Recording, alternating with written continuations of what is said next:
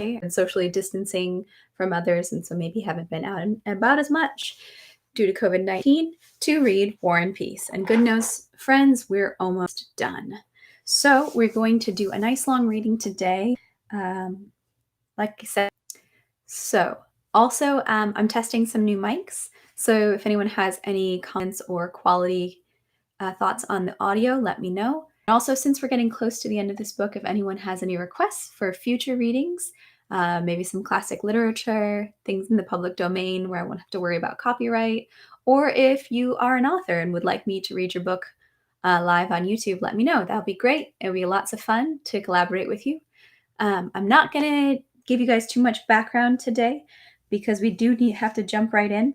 So if you have missed any of the readings, feel free to jump on my channel and check out my War and Peace playlist, which has all the readings up until now. And this one will be put on it afterwards. Basically, we were at Napoleon has taken over Moscow, and Pierre has been captured and is considered a prisoner of war. And he said that he is a leader of a militia. And so he's been put with prisoner of war soldiers. So we are going to jump right in. We are reading Volume 4, part. Pierre stepped out of the shop on his way back, stopped by the door, playing with a long, purplish dog on short, bowed legs that was fidgeting around him. This dog lived in their shed, spending the nights with Karatev, but occasionally went to town somewhere and came back again. It had probably never belonged to anyone, and now, too, it was no one's and had no name at all. The French called it Azor. The storytelling soldier called it Femgalka, and Karatev and the others sometimes called it Gray, sometimes Floppy. And its not belonging to anyone, in the absence of a name and even of a breed, even of a definite color, seemed not to bother the purplish dog in the least. Its fluffy tail stood up firm and rounded like a panache. Its bowed legs served it so well that often, as if scorning to use all four legs, it raised one gracefully and ran very deftly and quickly on three. Everything was an object of pleasure for it. Now it lolled on its back, squealing with joy. Now it warmed itself in the sun with a pensive and meaningful look. Now it frolicked, playing with a wood chip or a straw. Pierre's clothing now consisted of a dirty, tattered shirt and the only remains of his former attire, a soldier's trousers tied with string at the ankles for the sake of warmth, and on Karatev's advice, a kaftan and a muzhik's hat. Physically, Pierre had changed very much during that time. He no longer seemed fat, though he had the same look of massiveness and strength that was hereditary to his breed. The lower part of his face was overgrown with a beard and a mustache, and his hair, grown long and full of lice, now formed a tangled, curly cap. There was firmness, calm, and a lively readiness in the expression of his eyes, such as never had been there before. His former laxness, expressed even in his gaze, was now replaced by an energetic composure, ready for action and resistance. His feet were bare. Pierre now looked down across the field over which wagons and horsemen were moving about that morning, now into the distance beyond the river, now at the dog, who pretended that she was going to bite him in earnest, and now as his bare feet, which he took pleasure in shifting into different positions, moving his fat, dirty, big toes. And each time he looked at his bare feet, a lively and self-satisfied smile passed over his face. The sight of those bare feet reminded him of all he had lived through and understood during that time, and he found that remembrance pleasant. For several days already the weather had been calm, clear, and a light frost in the morning's so-called Indian summer. The air was warm in the sun, and that warmth, along with the invigorating freshness of the morning frost still felt in the air, was especially pleasant. On all things, far and near, there was the magically crystalline sheen which occurs only at that time of autumn. In the distance he could see the Sparrow Hills, with the village, the church, and a large white house. The bared trees and the sand and the stones and the roofs of the houses and the green spire of the church and the angles of the distant white building, all this was etched with unnatural distinctness, with the finest lines in the transparent air. Nearby he could see the familiar ruins of a half-burnt manor house occupied by the French, with still dark green lilac bushes growing along the fence. And even that ruined and befouled house, repulsively ugly in the overcast weather, now in the bright, immobile brilliance, seemed something soothingly beautiful. A French corporal, unbuttoned in a homey way, in a nightcap with a short pipe in his teeth, came round the corner of the shed, and with a friendly wink approached Pierre. "Quel soleil, hein, Monsieur Kiril?"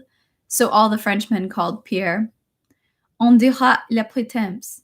And the corporal leaned against the door and offered Pierre a pipe, despite the fact that he always offered it and Pierre always refused it. Si l'on marchant par un temps comme celui-là, he began. Pierre asked him what he had heard about the departure, and the corporal told him that all the troops were leaving, and that an order should come presently about the prisoners.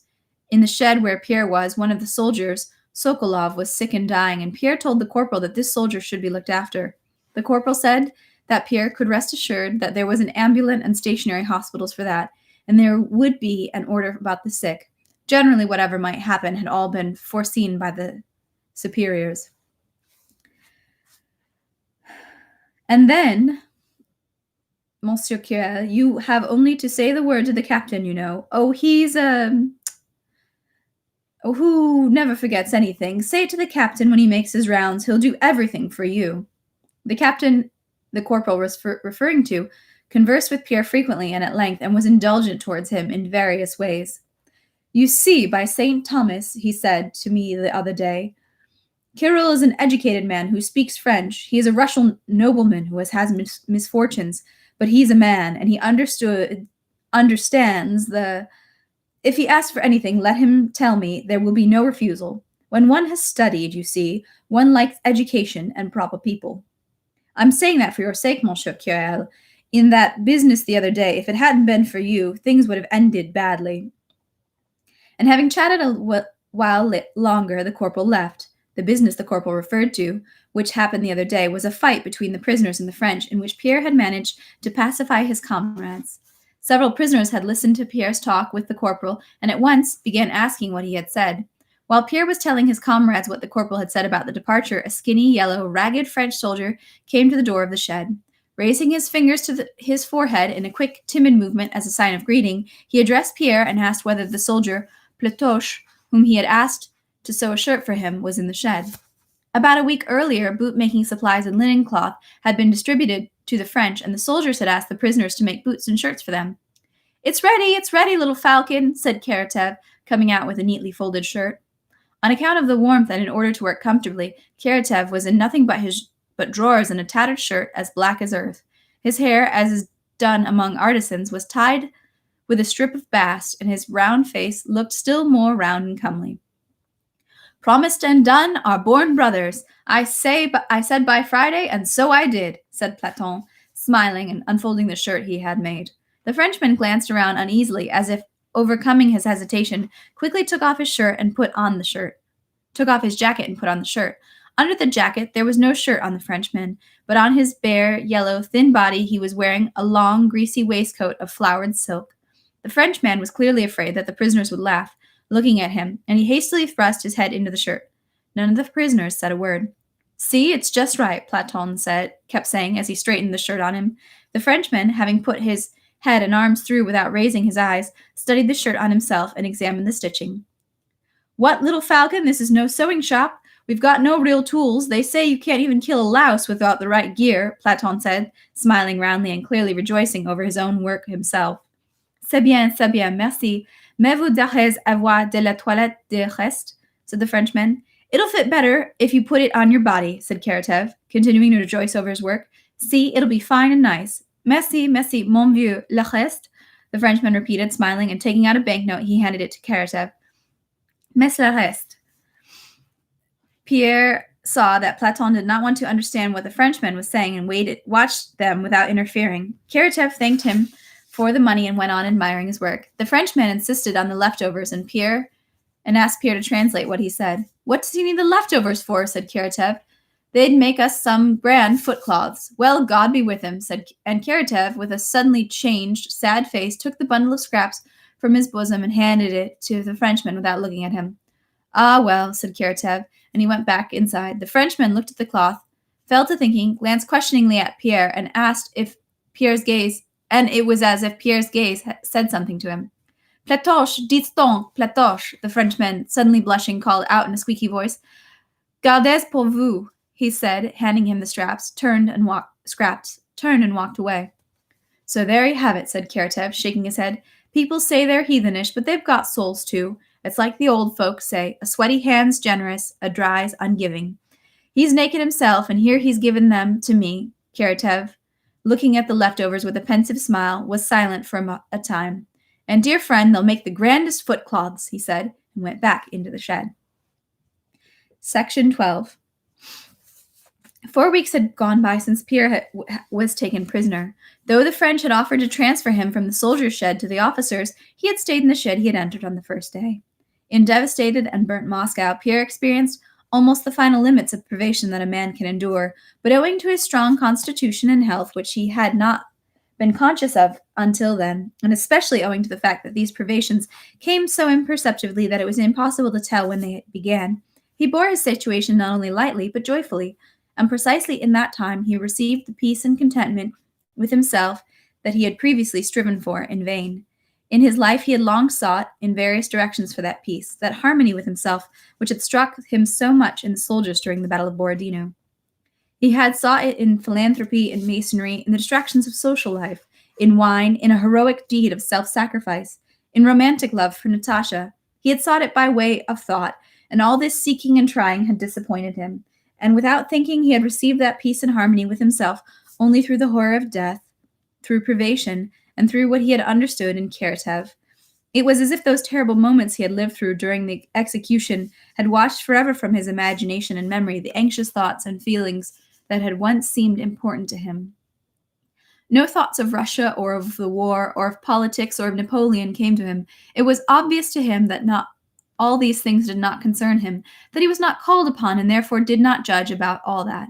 Russia and hot weather don't go together, he repeated Karatev's words, and those words strangely calmed him. His intention of killing Napoleon and his calculation of the Kabbalistic number and the beast of the apocalypse now seemed incomprehensible and even ridiculous to him. His anger with his wife and his anxiety about his name being disgraced now seemed to him not only insignificant but amusing. What did he care about this woman leading the life she liked somewhere? What did it matter to anyone, especially to him, whether or not they found out that their prisoner's name was Count Bezukov? He now often recalled his conversation with Prince Andrei and fully agreed with him, only he understood Prince Andrei's thoughts slightly differently. Prince Andrei had thought and said that happiness can only be negative, but had said it with a shade of bitterness and irony. It was as if, in saying it, he was voicing another thought, that all striving for positive happiness had been put into us solely in order to torment us without giving satisfaction. But Pierre acknowledged the correctness of it without any second thoughts. The absence of suffering, the satisfaction of one's needs, and the resulting freedom to choose one's occupation, that is, one's way of doing life, now seemed to Pierre the highest and most unquestionable human happiness. Here only now did Pierre fully appreciate for the first time the enjoyment of food when he wanted to eat, of drink when he wanted to drink, of sleep when he wanted to sleep, of warmth when he wanted cold, of warmth when he was cold, of talking to someone when he wanted to talk and to hear a human voice.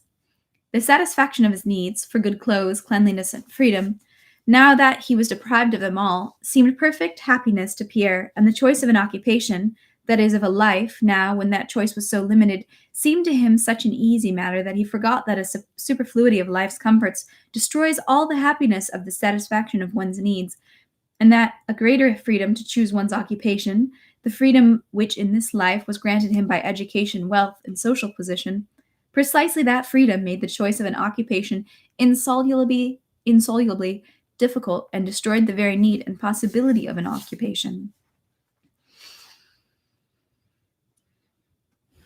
All Pierre's dreams were now turned to the time when he would be free, and yet afterwards, and for the whole time of his life, Pierre thought and spoke with rapture of that month of captivity, of those irrevocable, strong, and joyful sensations, above all of that full peace of mind, that perfect inner freedom which he experienced only in that time, when, on the first day, having gotten up early in the morning, he went out of the shed at dawn and saw the at first dark cupolas and crosses of the Novodishe convent, saw the frosty dew on the dusty grass, saw the height of the Sparrow Hills and the wooded bank meandering along the field and disappearing into the purple distance, when he sensed the fresh touch of fresh air and heard the noise of jackdaws flying across the field from Moscow, when the light that suddenly sprayed from the east and the rim of the sun floated majestically from behind a cloud, and the cupolas and the crosses and the dew and the distance and the river, everything began to play in the joyful light,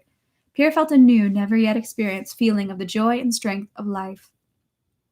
And that feeling not only did not abandon him through all the time of his captivity, but on the contrary kept growing in him as the hardships of his situation increased. That feeling of readiness for anything, of moral fitness, was maintained still more in Pierre by the high opinion of him which, soon after he entered the shed, established itself among his comrades. With his knowledge of languages, the respect the French showed him, the simplicity with which he gave everything he was asked for, he received in officers 3 rubles a week. His strength, which he showed to the soldiers by pushing nails into the wall of the shed, the meekness he manifested in his relations with his comrades, his ability, which they found incomprehensible, to sit motionless and think, doing nothing. Pierre seemed something of a mystery and supreme being to the soldiers. The very qualities which, in the world he formerly lived in, were, if not harmful, at least a hindrance to him. His strength, his scorn of life's comforts, his absent-mindedness, and his simplicity, here among these people, gave him almost the status of a hero. Pierre felt that this view obliged him.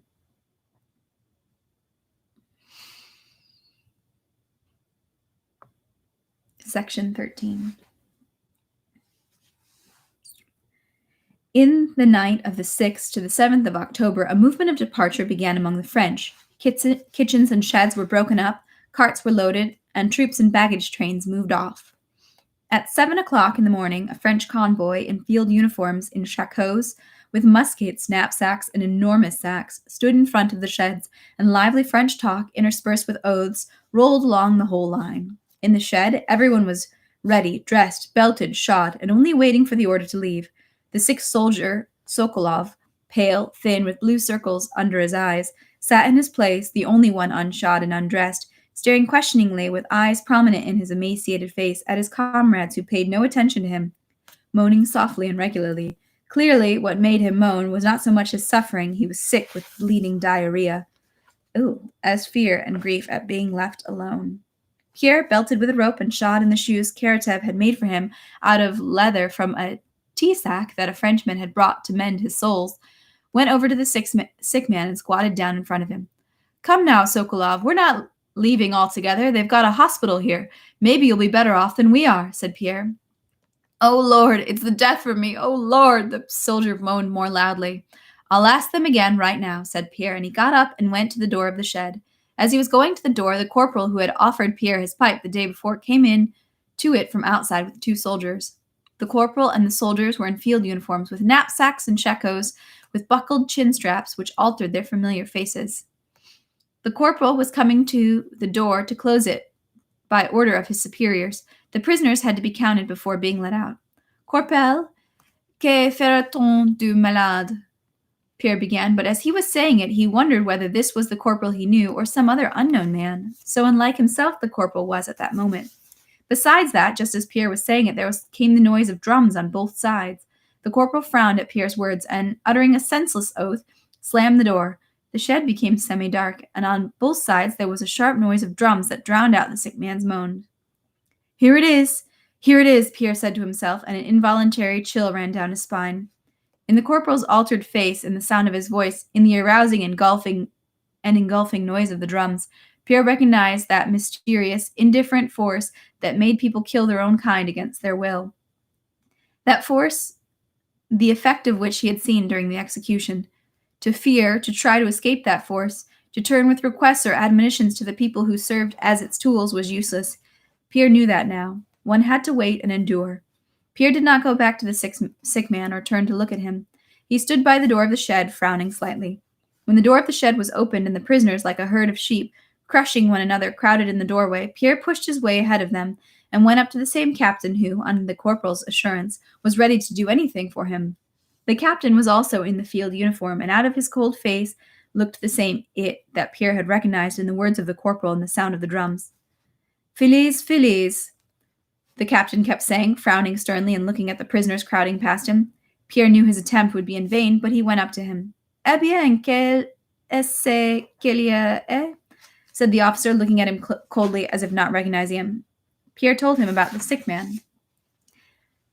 "Il pourra marcher, que diable," said the captain. "Filles, filles," he went on, repeating without looking at Pierre. "Mais mon, il est à l'agonie." Pierre began. Voulez-vous bien? The captain cried, frowning angrily. Tra-ta-ta-tum, tra-tum-tum, beat the drums, and Pierre realized that the mysterious force now fully possessed these men, and that to say anything more now was useless. The captive officers were separated from the soldiers and told to march in front. There were about 30 officers, Pierre among them, and about 300 soldiers. The captive officers, released from other sheds, were all strangers, were much better dressed than Pierre, and looked at him in his footgear with mistrust and estrangement. Not far from Pierre walked a fat major with a puffy, yellow, angry face and a Kazan dressing gown tied round with a towel, who was clearly held in general respect by his fellow prisoners. He kept one hand with a tobacco pouch in his bosom, the other he rested on his long-stemmed chibok. The major, huffing and puffing, grumbled and was angry with everyone because it seemed to him that everybody was pushing him and everybody was in a hurry when there was nowhere to hurry to, that everybody was surprised at something when there was nothing to be surprised at. Another, a small, thin officer, kept addressing everyone, making conjectures about where they were going and how far they would manage to get that day. An official in felt boots and a commissariat uniform kept running off to different sides, looking at burnt-down Moscow, loudly reporting his observations on what had burnt down and which was this or that part of Moscow that came into sight. A third officer, of Polish origin, judging by his accent, argued with the commissariat official, proving to him that he was mistaken in identifying the neighborhoods of Moscow. "What's there to argue about?" the major said angrily. "St. Nicholas or St. Vlas, it's all the same. You can see it's all burnt down, and that's the end of it. Why are you pushing as if there's no road enough?" He turned gruffly to the man walking behind him, who had not pushed him at all. Aye, what have they done?" The voices of the prisoners were heard. Nevertheless, now on one side and now on the other, they looked around at the charred ruins. Zamovske Roishe and Zubavo, and in the Kremlin, look, half of it's missing. I told you it was the whole of Zamorovsk Voreshe, and so it is. Well, you know it's burned down, so what's there to talk about? Said the major. Going past the church in Kamovniki, one of the few unburnt neighborhoods of Moscow, the whole crowd of prisoners suddenly pressed to one side, and exclamations of horror and revulsion were heard. "See, the scoundrels, real heathens! Yes, dead, he's dead, smeared with something." Pierre also moved towards the church where that which had caused such exclamations was, and vaguely saw something propped against the church fence. From the words of his comrades, who could see better than he learned that this something was the corpse of a man stood upright against the fence, and his face smeared with soot. "Marches, sacre nom! Filez!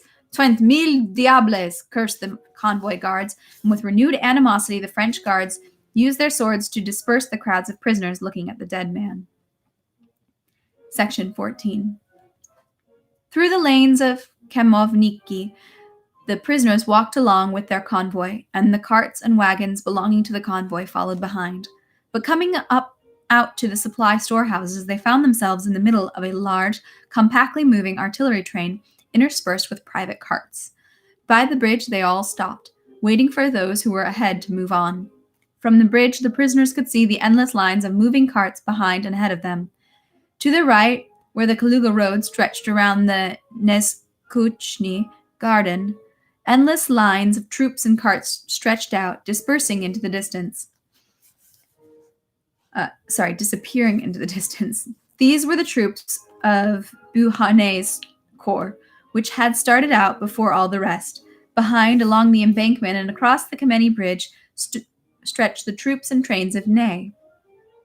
The troops of Davout, to which the prisoners belonged, went across the Kremysky ford, and some had already entered Kaluga Street.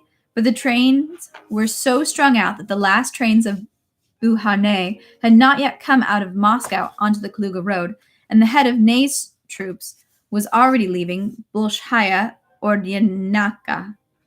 Having crossed the Kremysky ford, the soldiers moved on several steps, then stopped, then moved on again, and on all sides the people and vehicles grew more and more dense. It took them an hour to walk the several hundred steps that separated the bridge from Kaluga Street, and having reached the square where Zamoskvoretskaya and Kaluga Streets meet, the prisoners, pressed together in a mass, stopped and stood at that intersection for several hours. On all sides could be heard the rumble of wheels, incessant as the roar of the sea, and the tramp of feet, and incessant angry shouts and curses. Pierre stood pressed to the wall of a charred house, listening to that sound, which merged in his imagination with the sound of drum. Several captive officers, in order to see better, climbed the wall of the charred house by which Pierre was standing. People, so many people, even the cannon are piled high. Look at those furs, they said. See what the vultures have looted, behind there, on the cart. That's an icon, by God, must be Germans, and our peasants too, by God. Ah, the scoundrels! See, he's loaded himself down, he can hardly walk. They even stole a droshky, really! See, that one's sitting on some trunks. Good God, they're fighting! That's it, in the mug, right in the mug. Look at this, we'll be waiting till evening. Look, look, that must be Napoleon's. See what horses, with monograms and a crown.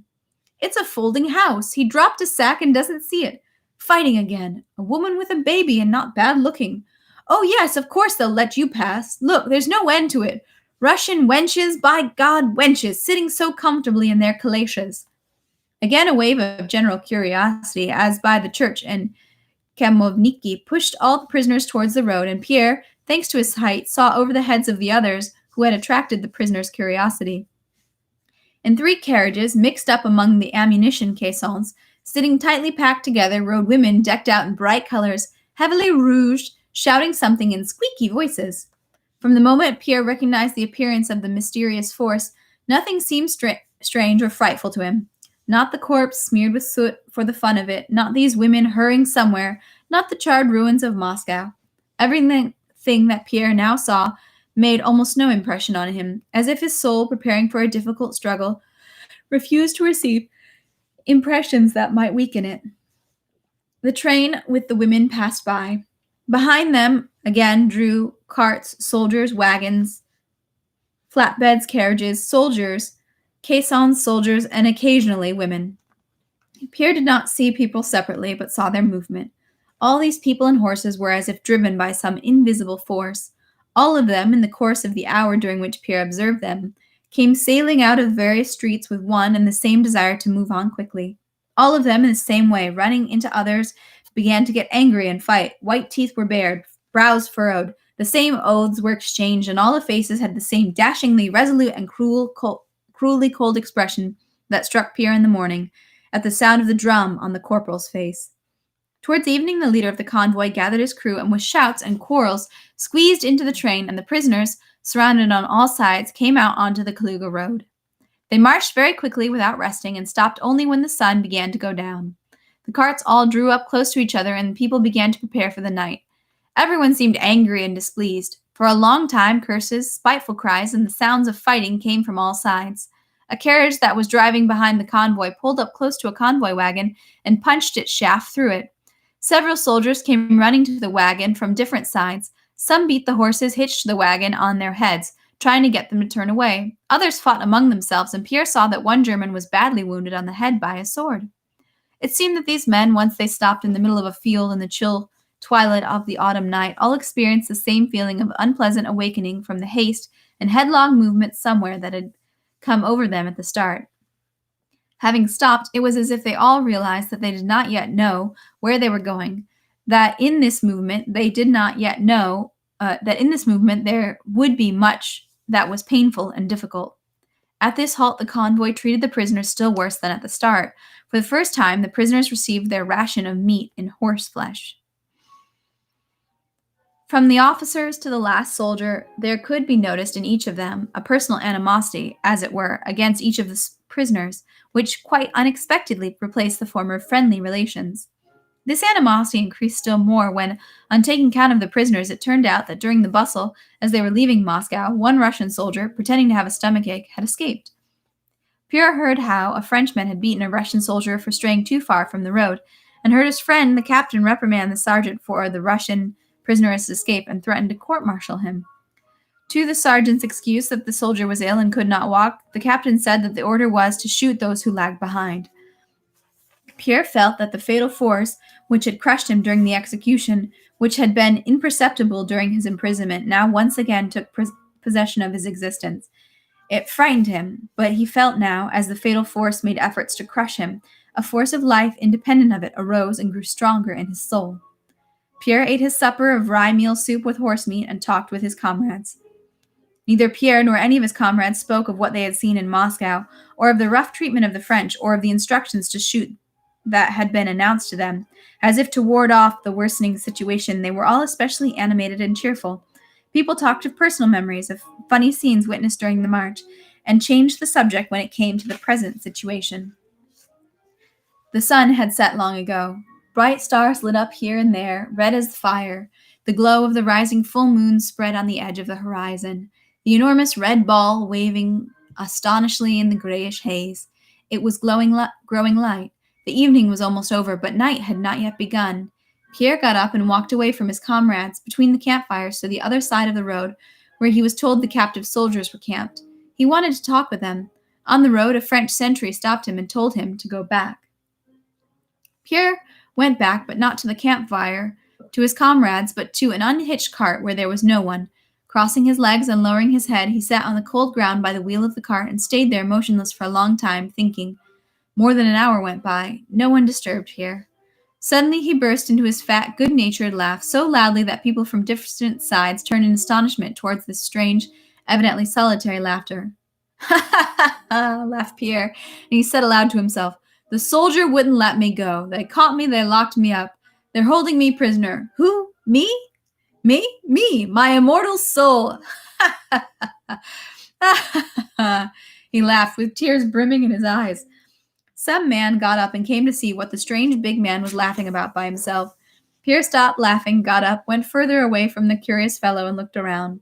The enormous, endless bivouac, noisy earlier with the crackling of campfires and the talking of men, was growing still. The red flames of the campfires were dying out and turning pale. The full moon stood high in the bright sky. Forest and field, invisible earlier beyond the territory of the camp, now opened out in the distance, and further beyond these forests and camps could be seen the bright, wavering, endless distance calling one to itself. Pierre looked into the sky, into the depths of the retreating, twinkling stars. "All that is mine, and all that is in me, and all that is me," thought Pierre.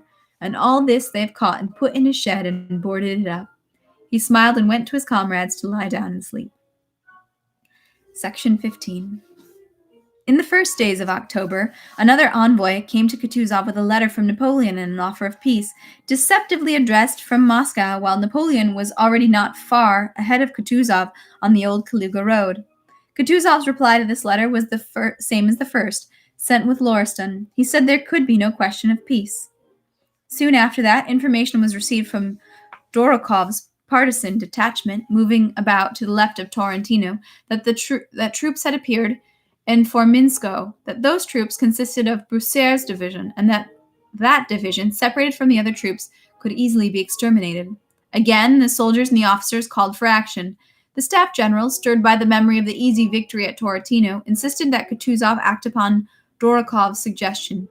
Kutuzov did not consider any offensive necessary. What happened was between the two, as it was bound to be. A small detachment was sent to Forminsko to attack Broussais. By a strange chance, this assignment, the most difficult and important as it turned out later, fell to Doktorov, the same modest little Doktorov whom no one had ever described to us as drawing up plans of battle, flying at the head of the regiments, throwing crosses on batteries, and so on, who was considered and called irresolute and imperceptive, that same Doktorov who, during all the wars between the Russian and the French, from Austerlitz to the year 13, we find in command wherever the situation is difficult. At Austerlitz, he is the last one to remain at the dam of Augusted, gathering the regiments, saving whatever is possible, when all are fleeing and perishing, and there is not one general left in the rear guard. Sick, in a fever, he goes to Smolensk with 30,000 men to defend the city against the entire Napoleonic army. In Smolensk, he has just dozed off by the Molokhovsky Gate in a paroxysm of fear, when he is awakened by a cannonade aimed at Smolensk, and Smolensk holds out for the whole day. In the Battle of Borodino, when Bagration had been killed and the troops of our left flank have been wiped out in a proportion of 9-1, the full force of the French artillery is directed there. None other than the irresolute and imperceptive Doktorov is sent there, and Kutuzov, having first sent somebody else, hastily corrects his mistake. And quiet little Doktorov goes there, and Borodino is the best glory of the Russian army. and many heroes have been described for us in verse and prose, but there is hardly a word about Doktorov. Again, Doktorov is sent to Fominsko, and from there to Male Yaroslavets, to the place where the last battle with the French was fought, to the place from which the destruction of the French army obviously begins. And again, many geniuses and heroes are described for us from that period of the campaign, but of Doktorov not a word or very little, and that is questionable. This silence about Doktorov is the most obvious proof of his merit.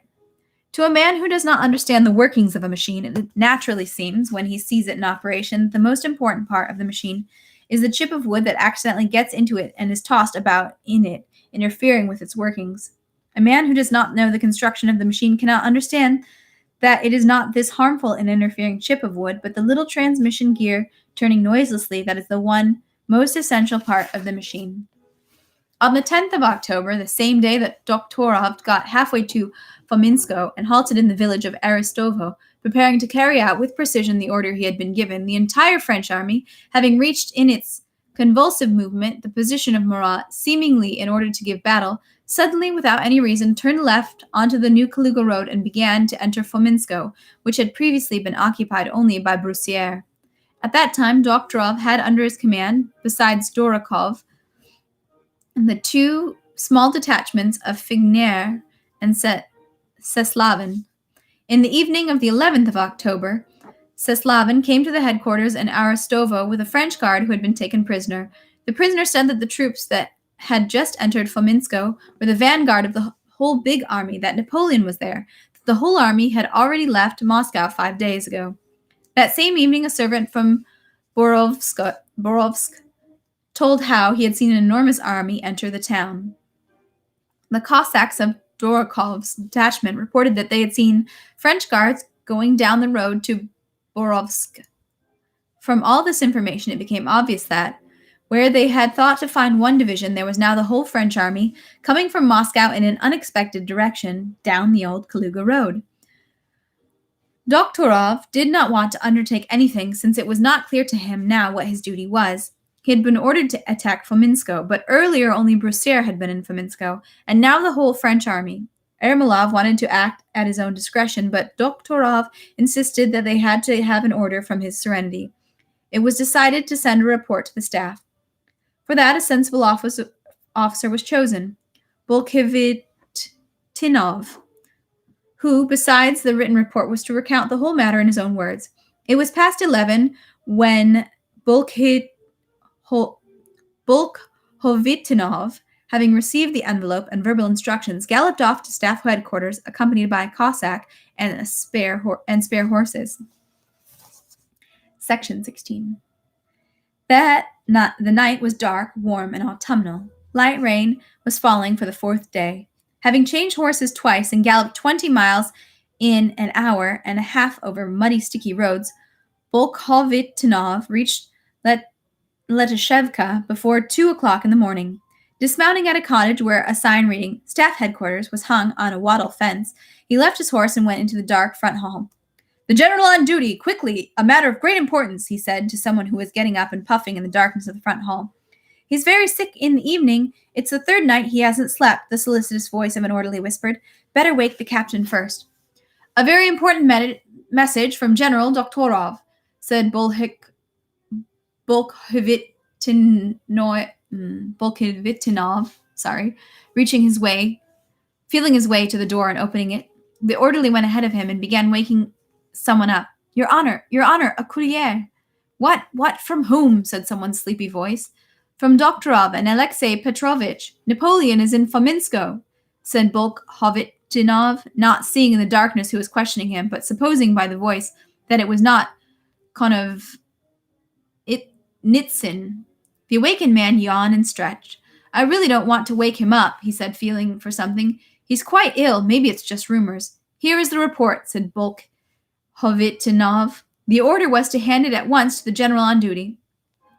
"Wait, I'll light a candle. You always stick it away somewhere. Curse you," the stretching man said, addressing the orderly. It was Sherbinin, Konovitsin's adjutant. I've found it, he added. The orderly was striking a light, and Sherbinin Binin was feeling for the candle. Ah, loathsome creatures, he said with revulsion. By the light of the sparks, Bolkovitchinov saw this young face of Sherbinin with the candle, and in the front corner a still sleeping man. This was Konovnitsyn. When the sulfur crumbs caught fire from the tinder, giving first a blue, then a red flame, Sherbinin lit a tallow candle, causing the cockroaches that were gnawing on it to flee from the candlestick. And looked at the messenger. Bolkovitchinov was all covered with mud, and wiping it on his sleeve, he smeared it over his face. Whose report is it? Said Sherbinin, taking the envelope. The information is correct, said Bolkovitchinov. The prisoners, the Cossacks, and the scouts all unanimously bear out the same thing. No help for it, we'll have to wake him up, said Sherbinin, getting up and going over to the man in the nightcap, covered with a greatcoat. Pyotr Petrovitch, he said. Konovitsyn did not stir. To staff headquarters, he said, smiling, knowing that these words would sure to wake him. And indeed, the head in the nightcap rose at once. The handsome, firm face of Konovnitsyn, with its feverishly inflamed cheeks, still kept for a moment an expression of dreamy sleep, far from the present situation.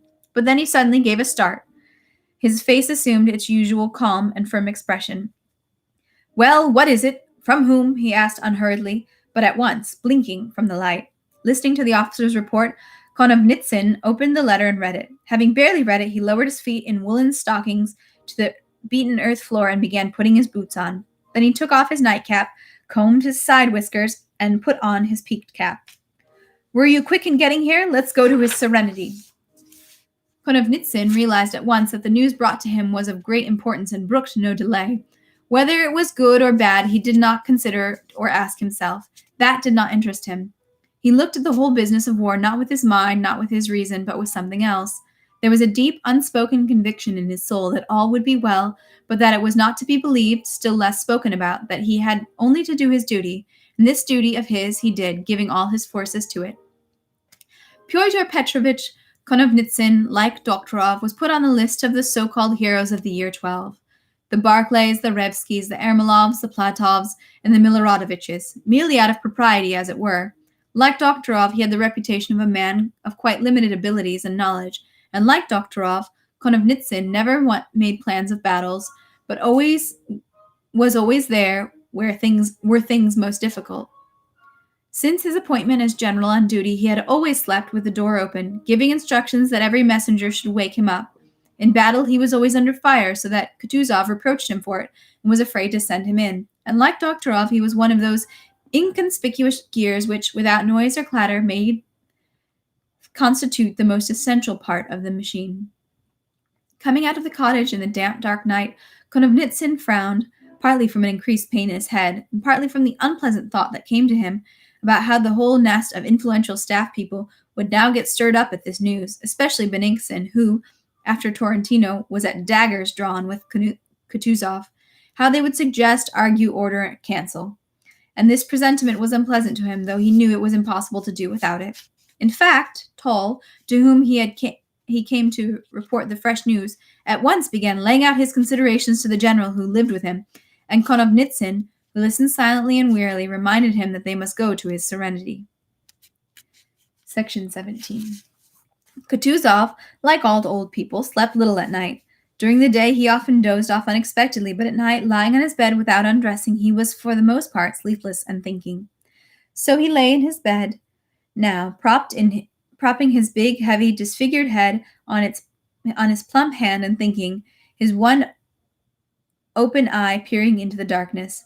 Since Bennigsen, who corresponded with the sovereign and had the most power on the staff, had been avoiding him, Kutuzov had been more at ease with regard to the fact that he and his troops would not be forced again to take part in useless offensive action. The lesson of the Battle of Torrentino and its eve, painfully memorable to Kutuzov, should also have its effect, he thought. They should understand that we can only lose by going on the offensive. Patience and time, these are my mighty warriors, thought Kutuzov. He knew that an apple should not be picked while it's green. It will fall by itself when it is ripe, but if you pick it green, you will spoil the apple and the tree, and you will set your teeth on edge. Like an experienced hunter, he knew that the beast was wounded as badly as the whole Russian force could wound it, but whether mortally or not was still an unclarified question. Now, by the dispatches of Lauritsen and Bartholomew, and by the reports of the partisans, Kutuzov almost knew that it was mortally wounded. But more proofs were needed. He had to wait. They want to run and look at how they've killed him. Wait, you'll see. All this maneuvering, all this advancing, he thought. What for? All to distinguish themselves as if there's something amusing in fighting. They're just like children whom you cannot get to tell you how the thing went because all they want is to prove that they know how to fight. But that's not the point now.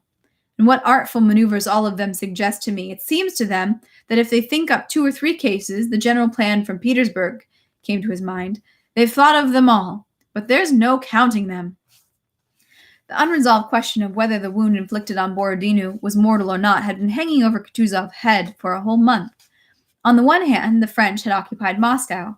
On the other hand, Kutuzov felt unquestionably with his whole being that this terrible blow in which he, together with all the Russian people, had strained all his forces, must be mortal.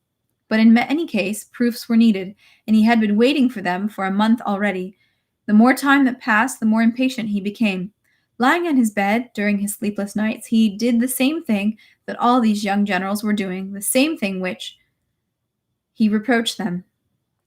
He thought up all the possible occasions in which this certain, already accomplished destruction of Napoleon could be manifested. He thought of them all just as the young men did, but with the difference that he based no supposition on them and saw not 2 or 3 of them, but thousands. The longer he thought, the more of them he imagined. He thought up all sorts of maneuvers of the Napoleonic army as a whole or in parts, towards Petersburg, against him, skirting around him. Thought up as well the case which he was most afraid of, that Napoleon would start fighting him with his own weapon, that he would remain in Moscow waiting for him. Kutuzov even thought up the movement of the Napoleonic army back towards Medyen and Yukhnov. But the one thing he was unable to foresee was the thing that happened, that insane, convulsive rushing about of Napoleon's troops in the course of the first 11 days after leaving Moscow. A rushing about which made impossible what Kutuzov did not yet dare to think of at the time, the total extermination of the French. Dorokov's reports about Broussair's division, the news from the partisans about the distress of Napoleon's army, the rumors about preparations for abandoning Moscow, everything confirmed the supposition that the French army was beaten and preparing to flee, but these were only suppositions which seemed important to the young men, but not to Kutuzov.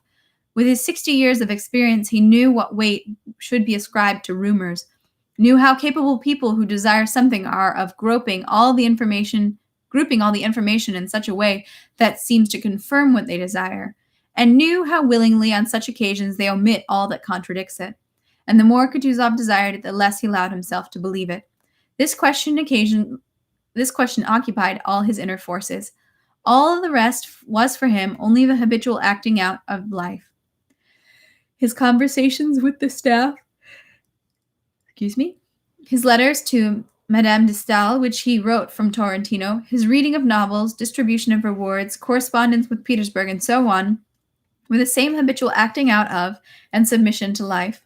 But the destruction of the French, foreseen by him alone, was his heartfelt, his sole desire.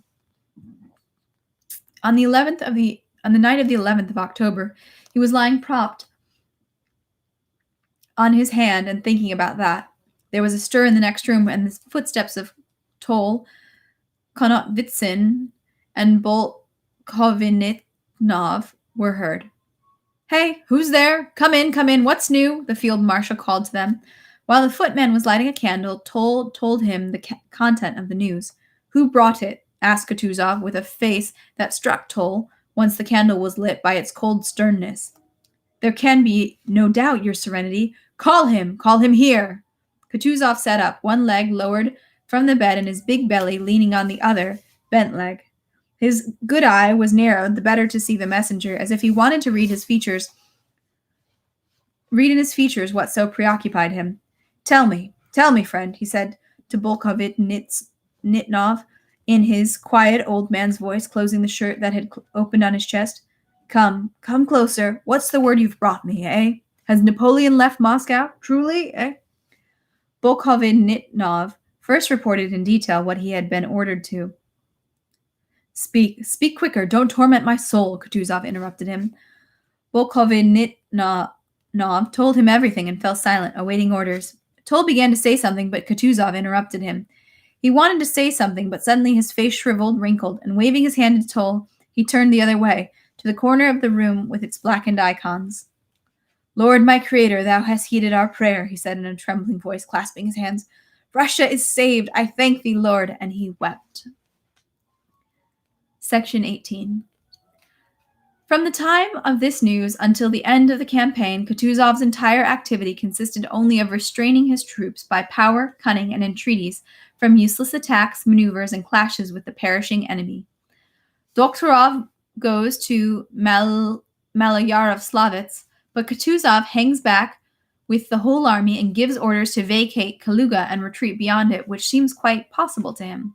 Kutuzov retreats everywhere, but the enemy, without waiting for him to retreat, flees back in the opposite direction. Napoleon's historians describe to us his skillful maneuver towards Torretino and Yaroslavets, and make conjectures as to what would have happened if Napoleon had managed to penetrate to the rich southern provinces.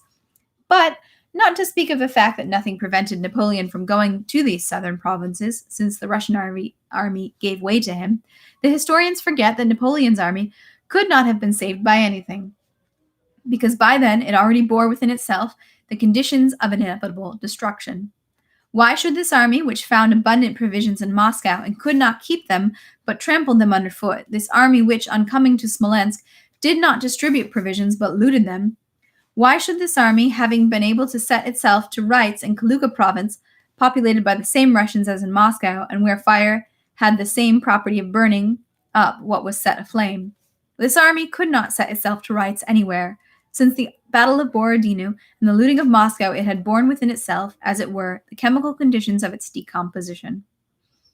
The men of this former army fled with their leaders, not knowing where themselves, wishing, Napoleon and every soldier, for only one thing, to extricate themselves personally as quickly as possible from the hopeless situation which they were all, albeit dimly, aware of. It was only because of this, at the council in Maloyaroslavets, when the generals, pretending to confer, offered various opinions, that the last opinion, given by the simple soldier Mouton, who said what they all thought, that they had only to get away as quickly as possible, sealed all their lips, and no one, not even Napoleon, could say anything against this truth which they were all aware of. But though they all knew and they had to get away, there still remained the shame of the awareness that they had to flee, and they needed an external push which would overcome that shame. And that push came at the right moment. It was what the French called l'horreur de l'empereur. The day after the council, early in the morning, pretending that he wanted to inspect the troops and the field of the past and future battles, Napoleon rode with his suite of marshals and an escort through the middle of the line of deployed troops. Some Cossacks poking around for booty, ran into the emperor and nearly caught him. If the Cossacks did not catch Napoleon that time, what saved him was the very thing that destroyed the French, the plunder which, at Torretino and here, the Cossacks fell upon, letting the men go. Paying no attention to Napoleon, they fell upon the booty, and Napoleon managed to get away. If les enfants dedans, which could all but catch the emperor himself in the middle of his army, it was clear that there was nothing else to do but flee as quickly as possible down the nearest known road. Napoleon, with his 40-year-old potbelly, feeling himself no longer as nimble and brave as before, understood that hint, and under the influence of the scare the Cossacks had given him, he promptly agreed with Mouton and gave, as the historians say, the order to retreat back to the Smolensk road. That Napoleon agreed with Mouton and that the troops marched back does not prove that he ordered it, but that the forces acting upon the whole army, in the sense of directing it down the Mozhaisk road, acted simultaneously upon Napoleon. Section 19. When a man finds himself in motion, he always thinks up a goal for that motion. In order to walk 1,000 miles, a man needs to think that there is something good at the end of those 1,000 miles. One needs a vision of the promised land in order to have the strength to move. The promised land for the advancing French was Moscow. For the retreat, it was their native land, but their native land was too far away, and a man walking 1,000 miles must say to himself, forgetting the final goal. Today I will walk 30 miles to a resting place and spend the night. And during this first march, the resting place overshadows the final goal and, and concentrates all the desires and hopes on itself. The yearnings manifested in a separate man are always magnified in a crowd. For the French, going back down the old Smolensk road, the final goal of their native land was too distant, and the nearest goal, the one towards which all their desires and hopes increased in great proportion in the crowd, were directed, was Smolensk. Not because the men knew that there was abundant provisions and fresh troops in Smolensk, not because they were told so. On the contrary, the higher ranks of the army and Napoleon himself knew that there were few provisions there, but because that alone could give them the strength to move and to endure the present privations. They, both those who knew and those who did not know, equally deceiving themselves, yearned for Smolensk as for the promised land. Coming out onto the high road, the French, with striking energy, with unheard-of speed, ran towards their imagined goal. Besides the cause of a general yearning that bound the crowds of the French into a single whole and endowed them with a certain energy, there was yet another cause that bound them together. This cause consisted in their numbers.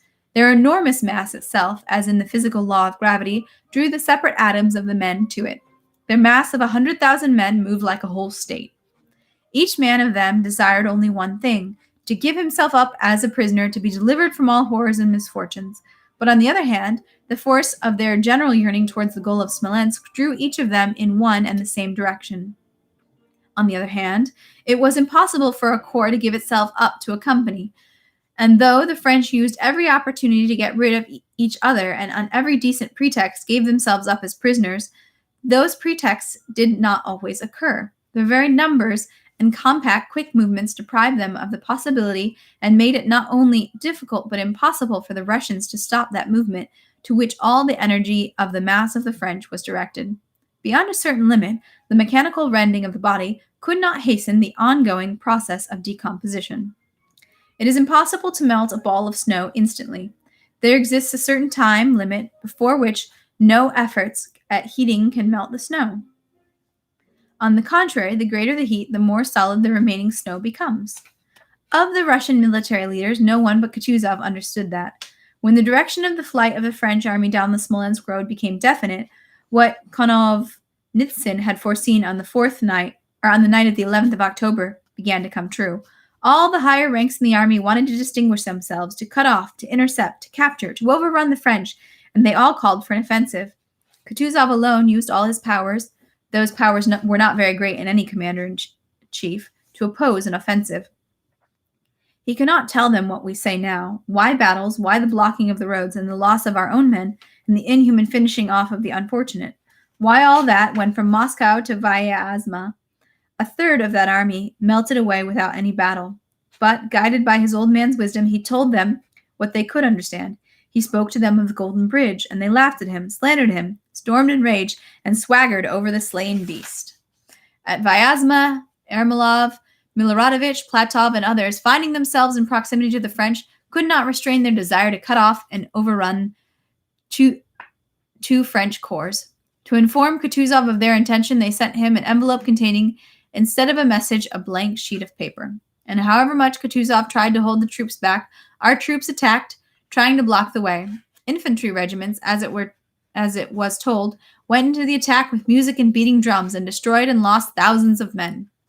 But as for cutting off, they cut off and overran nobody, and the French army, having drawn up more tightly in the face of danger, continued melting away regularly along their same fatal path to Smolensk. And there you have it, friends. Ooh, we just finished in just under an hour. So that is the end of Volume 4, Part 2. So we will start Part 3 tomorrow and continue to see what happens with the French. I know many of you know of it historically, but here Tolstoy's telling of the end of the French invasion of Russia. And there you have it. Thank you for joining me. Like I said, if you have any thoughts about the sound quality today, I'll be trying a different microphone setup tomorrow so we can compare. And if you have any thoughts about further readings, let me know. Drop a line in the comments. Always great to see you here. Thanks so much. Have a great day.